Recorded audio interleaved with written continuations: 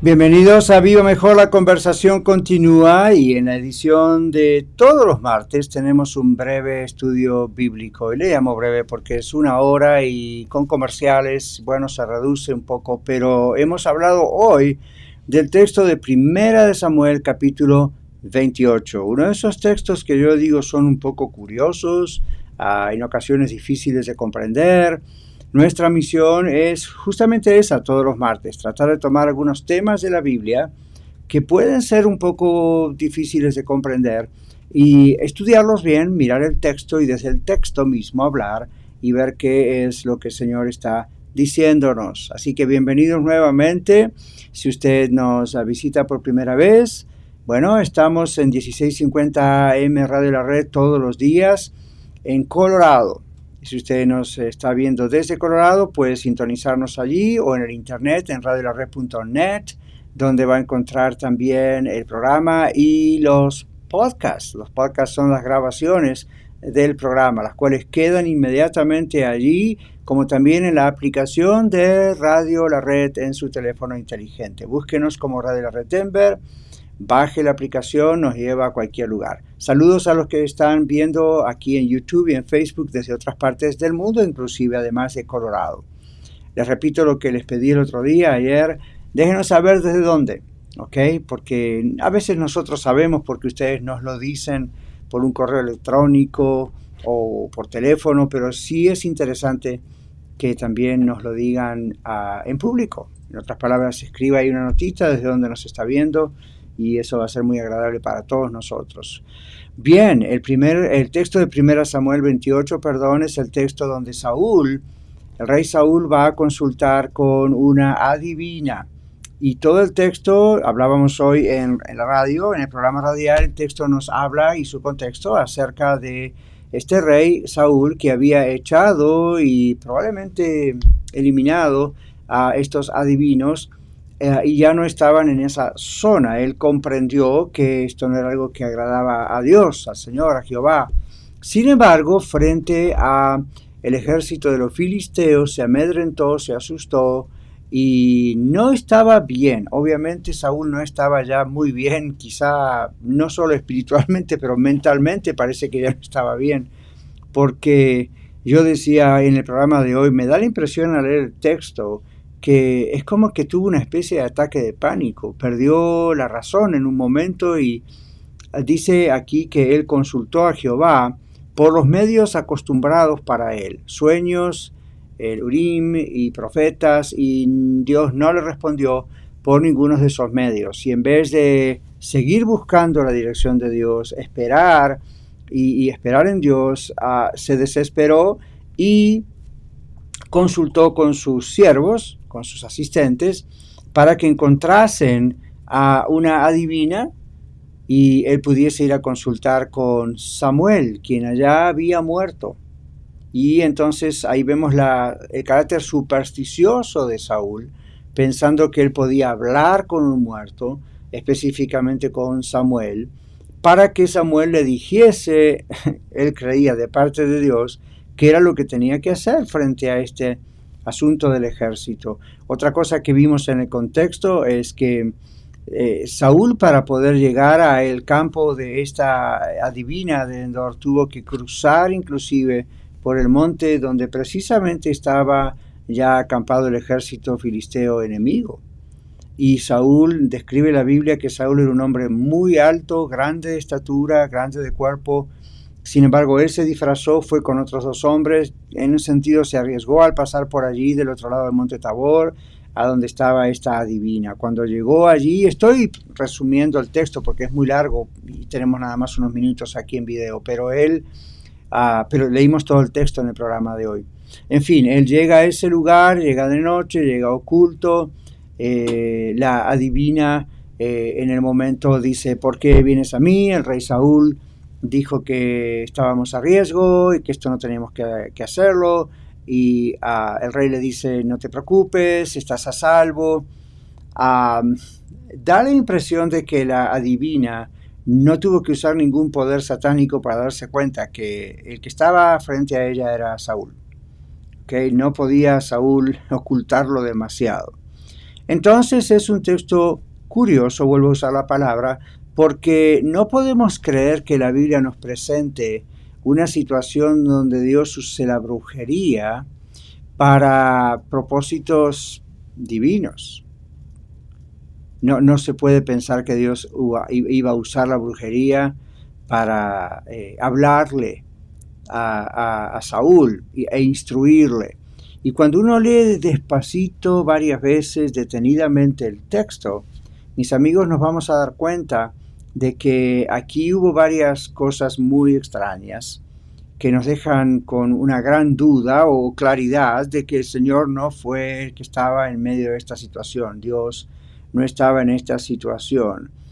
Más probable es, y estoy de acuerdo con algunos autores que he estado leyendo acerca de este tema, que dicen que la mujer habría perdido amigos que eran adivinos como ella, cuando Saúl, el mismo rey, había determinado eliminar a esos adivinos. Ella había escapado, estaba fuera de la ciudad y esta era su oportunidad para vengarse de Saúl.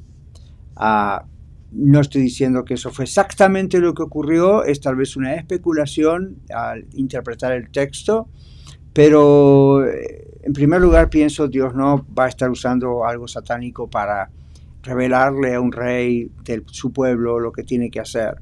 Número dos, conociendo la situación histórica que acabo de describir, que la Biblia describe, hay probabilidades de que esta divina, al descubrir que era Saúl y Saúl diciéndole quédate tranquila, no te voy a hacer daño, de todas maneras ella tomase ventaja. Estamos hablando de una persona que era una adivina, una persona que andaba en el satanismo, en el ocultismo. Y sobre el ocultismo es el título que hemos puesto al programa de hoy, porque no hemos hecho una conferencia sobre el tema, sino estamos viendo lo que la Biblia dice sobre el ocultismo. Hay prohibiciones en la Biblia acerca de tratar de consultar con los muertos o tratar de hacer una serie de cosas que usted conoce acerca que están relacionadas con el ocultismo, y mucho menos, nunca hay que hacerlo, pero mucho menos pensando en buscar la dirección o la voluntad de Dios por un medio como ese. ¿Okay? Entonces, otra vez volvemos a la escena. Pensamos que esta mujer iba a aprovechar el momento. Pudo haber aprovechado el momento. Y recuerde que Saúl cruelmente había matado a todas esas personas que como ella tenían la fama de tener poderes sobrenaturales. No hay que confundirse porque estos son poderes engañosos y el día de hoy sabemos que, y en aquellos tiempos se sabía también que había trucos, trampas que se hacían. Usted conoce la palabra ventrílocuo.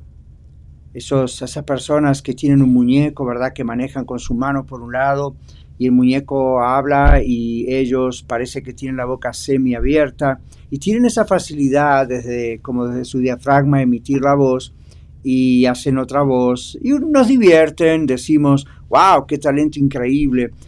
Ok, no veo nada exactamente malo con eso, pero la palabra ventríloco está relacionada con algunas de las palabras que se usan en este texto para hablar de lo que los adivinos hacían en ese tiempo. Es decir, cobraban para que la gente viniese y consultase con los muertos, y Saúl le dice a esta mujer, tráeme a Samuel.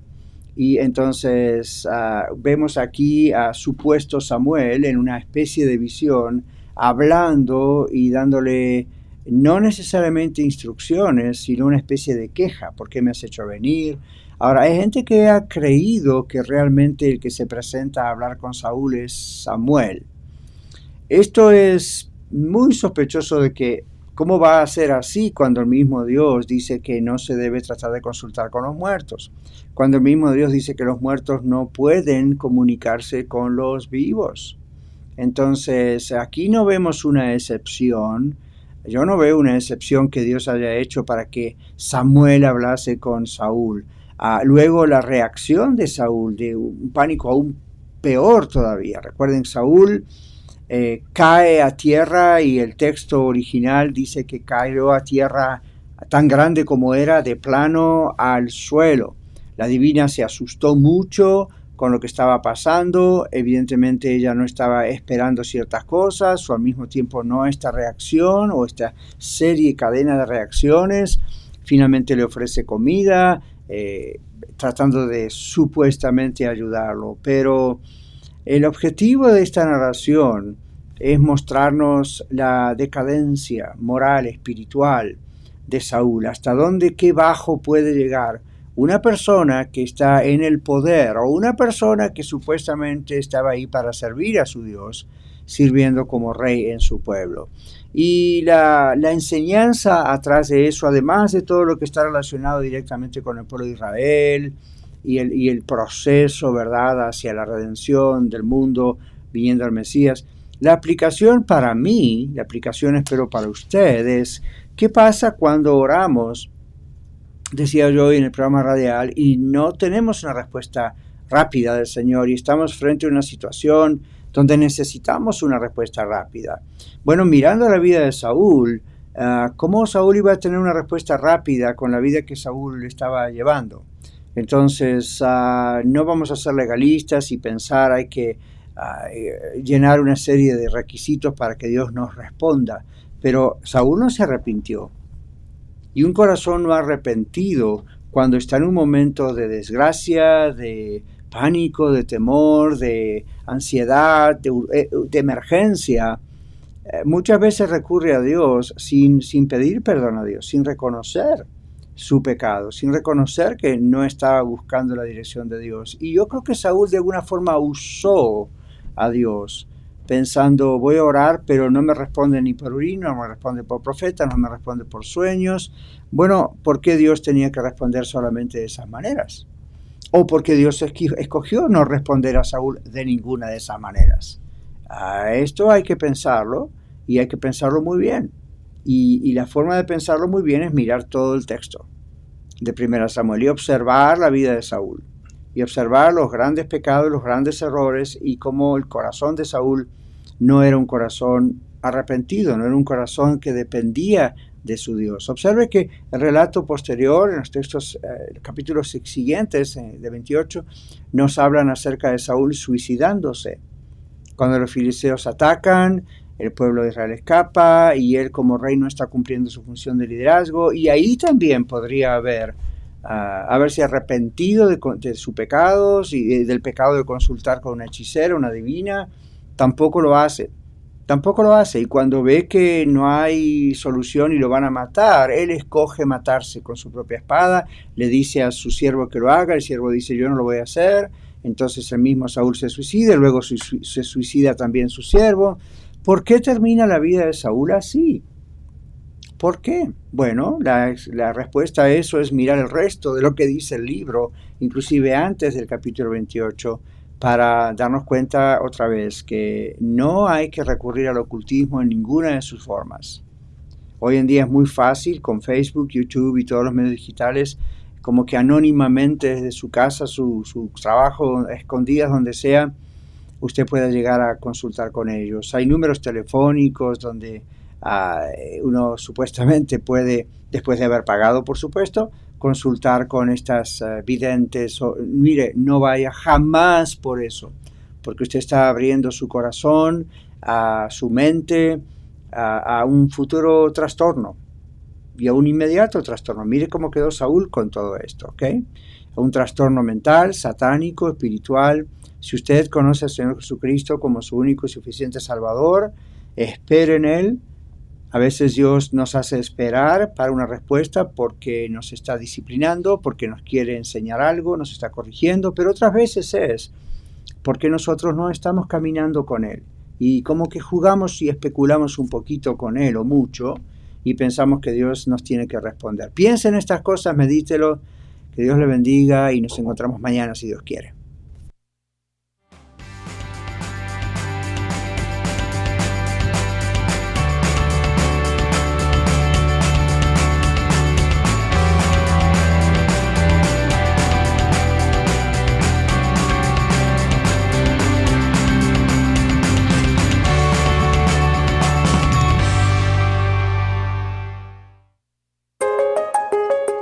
Radio La Red Denver, 1650 AM. compartiendo la verdad en amor.